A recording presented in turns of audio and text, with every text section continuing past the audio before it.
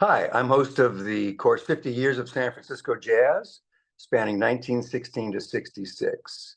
We'll explore from the Barbary Coast Vice District to the apex of San Francisco nightlife on the eve of the Summer of Love.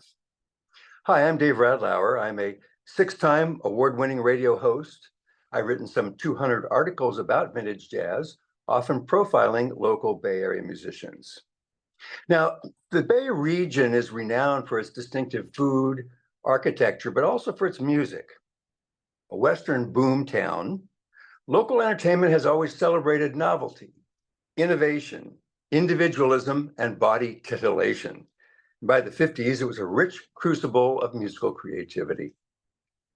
The course features bebop, swing, Dixieland jazz, hotel orchestras, and unique historic rarities. The class format is multimedia with lecture. So each class is packed with more than a dozen video clips, many created expressly for the course.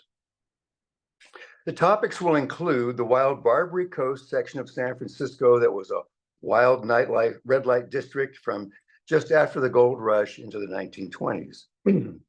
Hotel orchestras and society dance bands projected opulence and elegance on records and radio. The rollicking Frisco traditional jazz of the 1940s revived early jazz and ragtime style. Its growth was accelerated by an economic boom from wartime shipbuilding in the Bay Area and troops embarking to and debarking from the South Pacific War. There was a second wave of jazz revivalists in San Francisco who made Dixieland and New Orleans jazz ubiquitous in Frisco.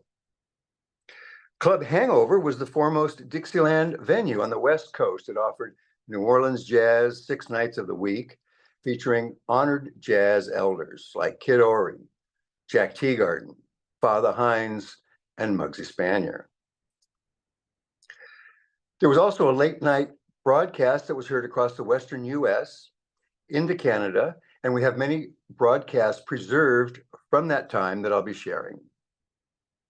Post-war entertainment, music, comedy, and cultural ferment flourished in North Beach. Numerous jazz albums were recorded in local clubs, and we'll explore the nightclub culture of the Black Hawk, El Matador, and Hungry Eye that featured the top names in jazz, folk, bebop, Latin, and comedy. Asian entertainers found new means of expression in the ethnic nightclubs of San Francisco from 1938 onward. Clubs like Forbidden City offered new creative opportunities for Asian Americans.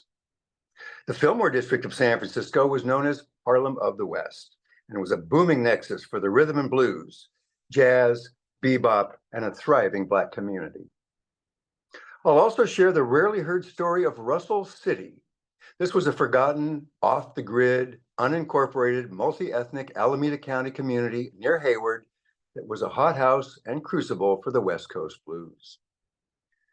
Now, in preparing this course, I have been astonished over and over again by the colorful flamboyance, breadth, and depth of our local music history.